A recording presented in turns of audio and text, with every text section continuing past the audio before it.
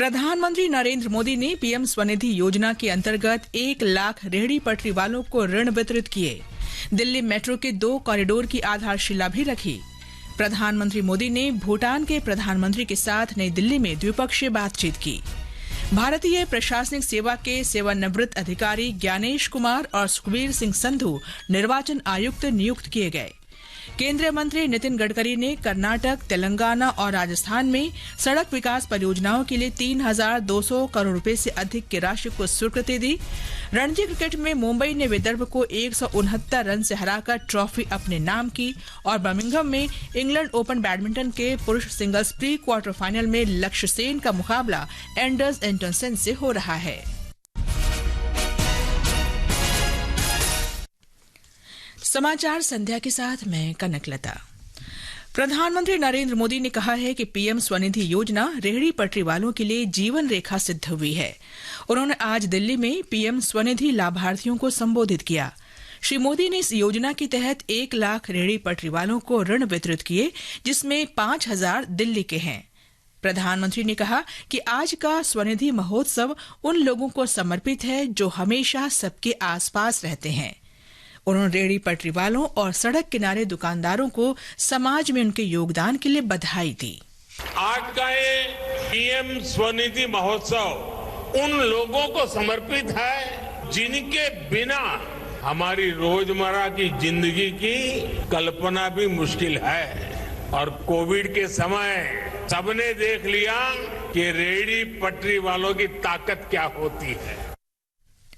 श्री मोदी ने कहा कि रेहड़ी पटरी वालों के ठेले और दुकानें भले ही छोटी हों, लेकिन उनके सपने बहुत बड़े हैं। उन्होंने कहा कि अतीत की सरकारों ने रेहड़ी पटरी वालों के कल्याण में कोई दिलचस्पी नहीं ली, जिसके कारण उन्हें अपमान और कठिनाइयों का सामना करना पड़ा। श्री मोदी ने कहा कि रेहड़ी पटरी वालों की धन की आवश्यकता उच्च ब्याज वाले ऋणों से पूरी होती थी। उनकी बैंकों तक कोई पहुंच नहीं थी क्योंकि उनके पास कोई ऋण गारंटी नहीं थी।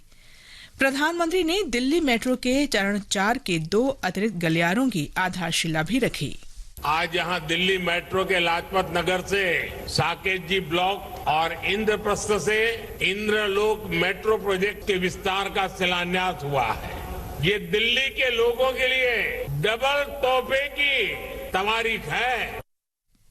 केंद्रीय गृह मंत्री अमित शाह ने दोहराया है कि नागरिकता संशोधन अधिनियम CAA नागरिकता का अधिकार देने का कानून है।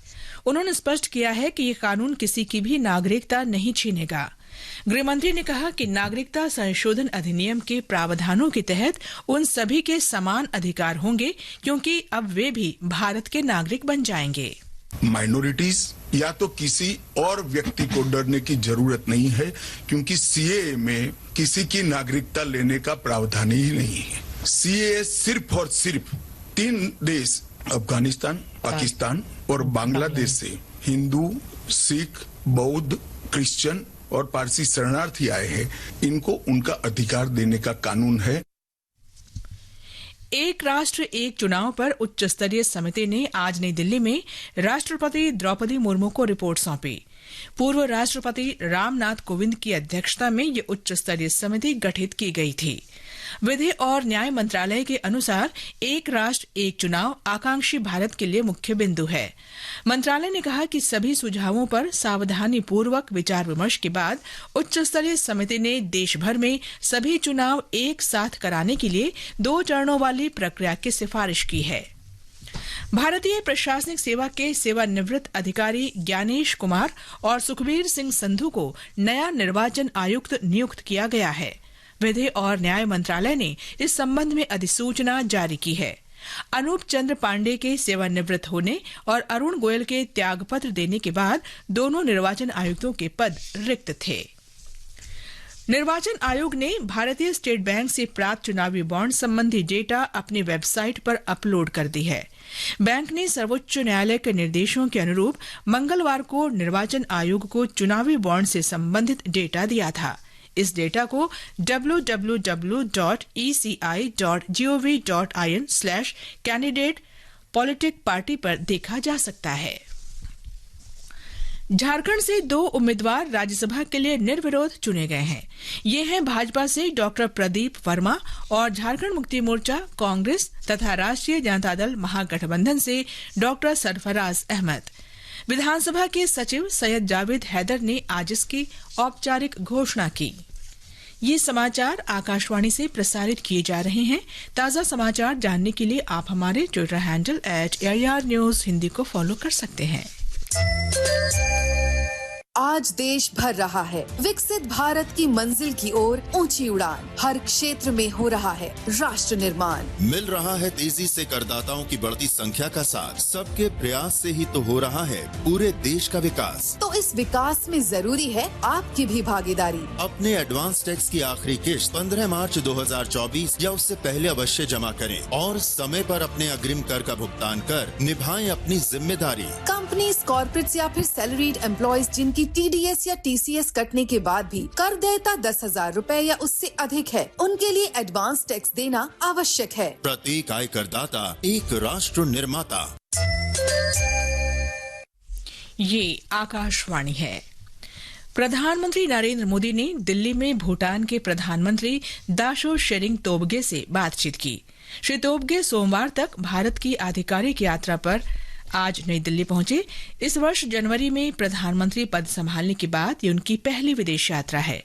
इस दौरान श्री शेरिंग तोब्गे मुंबई भी जाएंगे। एक रिपोर्ट। भारत और भूटान के बीच सभी स्तरों पर परस्पर विश्वास, सद्भावना और समझबूझ पर आधारित मित्रता और सहयोग का रिश्ता है। भूटान के प्रधानमंत्री की इस भारत यात्रा से दोनों पक्षों को अनूठी भागीदारी में प्रगति की समीक्षा करने का अवसर मिलेगा। साथ ही दोनों देश आपसी संबंध बढ़ाने के तरीकों पर भी विचार विमर्श कर सकेंगे। भारत ने भूटान के सामाजिक आर्थिक विकास का लगातार समर्थन किया है। दोनों देशों के बीच जल विद्युत सहयोग एक बेहतर सहयोग का उदाहरण है। भारत 1960 के दशक की शुरुआत से ही भूटान के सामाजिक आर्थिक विकास के लिए आर्थिक सहायता प्रदान कर रहा है, जब इस देश ने अपनी पंचवर्षीय योजनाएं शुरू की थी। सुपर्णा सैकिया के साथ आनंद कुमार, आकाशवाणी समाचार, दिल्ली। केंद्रीय मंत्री नितिन गडकरी ने कर्नाटक, तेलंगाना और राजस्थान में सड़क विकास परियोजनाओं के लिए 3,200 करोड़ रुपए से अधिक की स्वीकृति दी। मुंबई ने इस जीत के साथ रिकॉर्ड 42वां रणजी ट्रॉफी का खिताब जीता। 538 रन के जवाब में विदर्भ की टीम को मुंबई के स्पिनर्स ने 368 रन पर ही समेट दिया। दूसरी पारी में शानदार शतक बनाने के लिए मुशीर खान को प्लेयर ऑफ द मैच घोषित किया गया, जबकि तनुष कोटियान को प्लेयर ऑफ द सीरीज घोषित किया गया। बर्मिंघम में all England open badminton championship में आज महिला सिंगल्स में पीवी सिंधु दक्षिण कोरिया की आन से यंग से 21-11 से हारकर टूर्नामेंट से बाहर हो गई। पुरुष सिंगल्स प्री क्वार्टर फाइनल में इस समय भारत के लक्ष्य सेन का मुकाबला एंडर्स एंटोनसेन से चल रहा है। ताजा समाचार मिलने तक लक्ष्य सेन ने पहला गेम 24-22 से जीता। एंटोनसेन ने दूसरा गेम 21-11 से जीता। आकाशवाणी के समाचार सेवा प्रभाग ने देश भर के विभिन्न क्षेत्रीय समाचार एकांशों में पूर्णकालिक अनुबंध आधार पर संपादकीय एग्जीक्यूटिव और समाचार वाचक सह अनुवादकों की भर्ती के लिए अनुभवी उम्मीदवारों से आवेदन आमंत्रित किए हैं। इसका विवरण newsonair.gov.in/vacancies पर उपलब्ध है। आवेदन प्राप्त करने की अंतिम तिथि 19 मार्च 2024 है।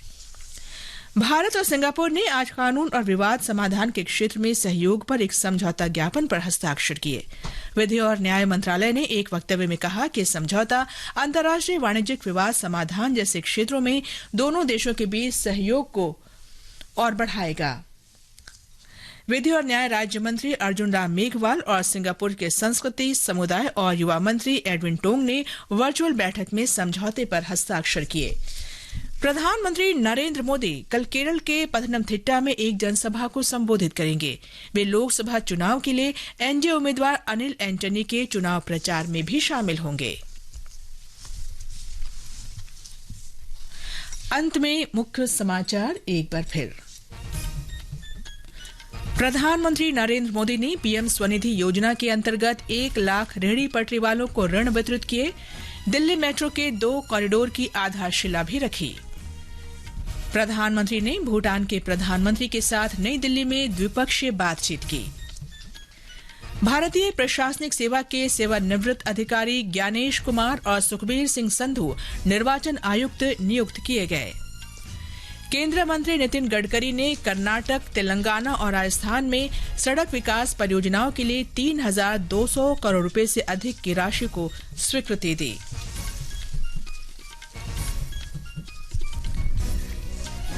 रणजी क्रिकेट में मुंबई ने विदर्भ को 169 रन से हराकर ट्रॉफी अपने नाम की और बर्मिंघम में इंग्लैंड ओपन बैडमिंटन के पुरुष सिंगल्स प्री क्वार्टर फाइनल में ताजा समाचार मिलने तक लक्ष्य सेन ने पहला गेम 24-22 से जीत लिया था।